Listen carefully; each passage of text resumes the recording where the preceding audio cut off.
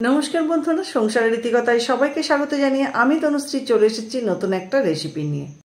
আজ আমি আপনাদের মাছের একটা রেসিপি দেখাবো। আজ আমি এটা কাতলা মাছ দিয়ে করছি, আপনারা চাইলে কিন্তু এটা রুই মাছ দিয়েও করতে পারেন, একই রকম হবে, খেতে কিন্তু ভীষণ ভালো লাগে। আজ আমি যেটা দেখাবো বিশেষ একটা কিছু উপকরণ লাগবে না, তেমন একটা মশলা লাগবে না, আমাদের রান্নাঘরে হাতের কাছে যেগুলো থাকে সেই উপকরণগুলো দিয়েই বানানো যাবে। তাহলে চলুন সঙ্গে থাকুন, দেখতে থাকুন। এখানে আমি 6 পিস মাছ নিয়েছি। এবার দিয়ে দিলাম 1 চামচ নুন, এবার দিয়ে দিলাম 1 চামচ হলুদ গুঁড়ো, দিয়ে দিলাম একটু লঙ্কা গুঁড়ো। এবার এই নুন, হলুদ আর লঙ্কা গুঁড়ো ভালো করে সব মাছের গায়ে মেখে নেব। এটা হাতে করেই করতে হবে, চামচ দিয়ে করলে মাখা যাবে না। সব মাছগুলোতে যাতে ভালোভাবে নুন হলুদটা মেশে, সেই জন্যে হাতে করে এটা মেখে নিলাম। এবার আমি এটা 10 মিনিট রেখে দেব। মাছগুলো তো আমি নুন হলুদ মেখে ম্যারিনেট করতে দিলাম, ততক্ষণ আমি মশলাগুলো করে নেব। এখানে আমি একটা মিক্সিং জার নিয়েছি, আর মিক্সিং জারে দিয়ে দিলাম একটা টমেটো, আর দিয়ে দিচ্ছি পেঁয়াজ, টুকরো করে কেটে রাখা পেঁয়াজ, দিয়ে দিলাম এখানে 4 কোয়া রসুন, আর দিয়ে দিচ্ছি 2টো কাঁচা লঙ্কা। এবার এই পেঁয়াজ, রসুন, টমেটো আর কাঁচা লঙ্কার একটা পেস্ট বানিয়ে নেব। পেঁয়াজ, রসুন আর টমেটো দিয়ে পেস্টটা তো বানানো হয়ে গেল। এবার আমি এই পেস্টটা একটা বাটিতে ঢেলে নেব। পেঁয়াজ রসুনের পেস্টটা তো আমি ঢেলে নিলাম। তো মিক্সিং জারটা ধুইনি, ওই মিক্সিং জারের মধ্যে আমি দিয়ে দিচ্ছি 1 মুঠো ধনেপাতা, আর দিয়ে দিচ্ছি 2টো কাঁচা লঙ্কা। এবার এই ধনেপাতা আর কাঁচা লঙ্কা দিয়েও একটা পেস্ট বানিয়ে নেব। আমি এখানে একটা কড়াই বসিয়ে দিয়েছি, আর কড়াইয়ে দিয়ে দিয়েছি তেল। তেলটা গরম হতে দিয়েছি। তেলটা তো গরম হয়ে গেছে। এবার আমি যে মাছগুলো ম্যারিনেট করে রেখেছিলাম, মাছগুলো তেলের মধ্যে দিয়ে দিচ্ছি।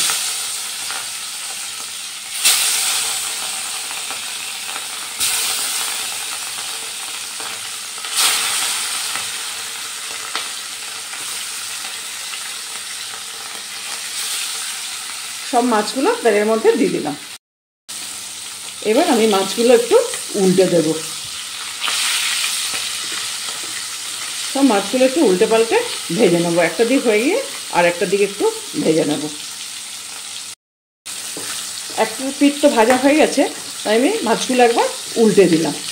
তবে খুব বেশি কড়া করে ভাজবো না, খুব বেশি কড়া করে ভাজলে কিন্তু ভালো লাগবে না। মাছগুলো তো ভাজা হয়ে গেছে। এবার আমি মাছগুলো তেল থেকে তুলে নেব।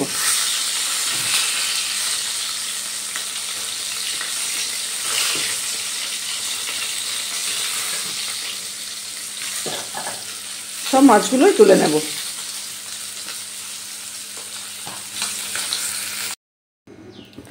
মাছগুলো তো ভেজে তুলে নিয়েছি। এবার আমি ওই তেলের মধ্যে দিয়ে দিচ্ছি একটু সর্ষের তেল। মাছ ভাজা তেলটা তো আছেই, ওটা আর ঢালিনি, আলাদা করে ওর মধ্যে একটু সর্ষের তেল দিয়ে দিলাম। মাছগুলো ভেজেছিলাম, তেলটা গরমই ছিল, তাই যে তেলটা দিলাম ওটা আর আলাদা করে গরম হওয়ার কিছু নেই। তাই ফোড়নের জন্য দিয়ে দিচ্ছি 3-4 টুকরো দারচিনি, 2টো ছোট এলাচ আর একটা শুকনো লঙ্কা। ফোড়নটা একটু ভেজে নিলাম। এবার যে পেঁয়াজ টমেটোর পেস্টটা বানিয়ে রেখেছিলাম সেটা দিয়ে দিলাম। এবার এই পেঁয়াজ টমেটোর পেস্টটা ভালো করে একটু কষিয়ে নিতে হবে, যাতে টমেটো পেঁয়াজের কাঁচা ভাবটা না থাকে। এটা একটু সময় নিয়ে ভালো করে কষাতে হবে।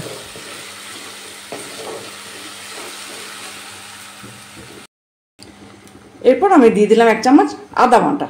এবার আদা বাটাটাও এর সাথে ভালো করে কষিয়ে নেব। এরপর দিয়ে দিচ্ছি গুঁড়ো মশলার পেস্ট, হলুদ গুঁড়ো, জিরে গুঁড়ো, ধনে গুঁড়ো দিয়ে যে পেস্ট বানিয়েছিলাম সেই পেস্টটা দিয়ে দিলাম। আবারও ভালো করে কষিয়ে নেব। মশলাগুলো তো কষানো হয়ে গেছে। এবার আমি যে ধনেপাতা আর কাঁচা লঙ্কা বেটে রেখেছিলাম সেই পেস্টটা দিয়ে দিলাম। এটাই কিন্তু এই রান্নার মূল উপকরণ। এবার এই ধনেপাতার পেস্টটাও কিন্তু মশলার সাথে কষিয়ে নেব।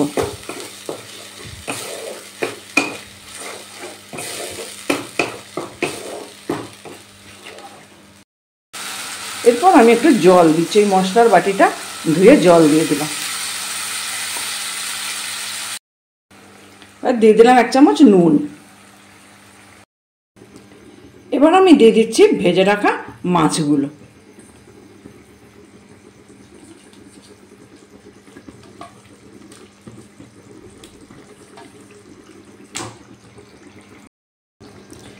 এরপর আমি ওপর থেকে দিয়ে দিচ্ছি 2 চামচ টক দই, ভালো করে ফেটিয়ে নিয়ে দিয়ে দিলাম।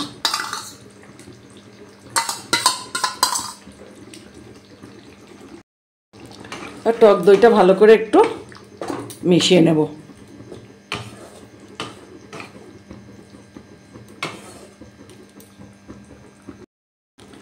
টক দইটা দিয়েছিলাম তাই সামান্য একটু চিনি দিয়ে দিলাম, ওই কয়েক দানা। এবার ওপর থেকে দিয়ে দিচ্ছি 2টো কাঁচা লঙ্কা। এবার আমি ছড়িয়ে দিলাম একটু ধনেপাতা কুচি। এরপর আমি গ্যাসটা অফ করে দিয়ে 5 মিনিট স্ট্যান্ডিং টাইমে রেখে দিচ্ছি, তারপর আপনাদের দেখাচ্ছি। একদম রেডি হয়ে গেল আমার আজকের এই রেসিপিটা। এটা কিন্তু আপনারা রুই মাছ, কাতলা মাছ যে কোনো মাছ দিয়েই করতে পারেন। আমি এখানে কাতলা মাছটা দিয়ে করেছি, কিন্তু রুই মাছ দিয়ে করলেও একই রকম টেস্ট হবে। গরম ভাতের সাথে এত সুন্দর খেতে লাগে কি বলবো। ওই যে ধনেপাতা বাটাটা দেওয়া হয়েছে না, তার যে একটা সুন্দর ফ্লেভার আসে, খুব ভালো লাগে। আমার আজকের রেসিপিটা কেমন লাগলো জানাবেন, ভালো লাগলে একটা লাইক দেবেন। আমার রেসিপিটা ফলো করে আপনারাও কিন্তু বাড়িতে একদিন বানিয়ে দেখতে পারেন, খেতে কিন্তু ভীষণ ভালো হয়। দেখলেন কত কম উপকরণে কত সুন্দর একটা রান্না হয়ে গেল। আমি আপনাদের বলবো যে আমার রেসিপিটা ফলো করে আপনারাও কিন্তু বাড়িতে একদিন বানিয়ে দেখতে পারেন। বাড়িতে বানালে কেমন হয়েছে জানাবেন, ভালো লাগলে একটা লাইক দেবেন। একবার যদি বাড়িতে এই রান্নাটা করেন তাহলে কিন্তু এই একটা মাছ দিয়েই আপনার ভাত খাওয়া হয়ে যাবে। অন্যদিন যা ভাত খান তার থেকে কিন্তু একটু বেশিই খাবেন। যারা আমার ফেসবুক পেজ থেকে দেখছেন তাদের অনুরোধ করব আমার পেজটা ফলো করে নেওয়ার জন্য। যারা আমার ইউটিউব চ্যানেল থেকে দেখছেন তাদের অনুরোধ করব আমার চ্যানেলটা সাবস্ক্রাইব করে নেওয়ার জন্য। আর অলরেডি যারা সাবস্ক্রাইব করেছেন, আমার সঙ্গে আছেন, পাশে আছেন, তাদের তো অসংখ্য ধন্যবাদ। এইভাবে আমার সঙ্গে থাকুন, পাশে থাকুন, সবাই ভালো থাকুন, সুস্থ থাকুন। দেখা হবে অন্য কোনো দিন অন্য কোনো রেসিপি নিয়ে। ভালো থাকবেন সবাই।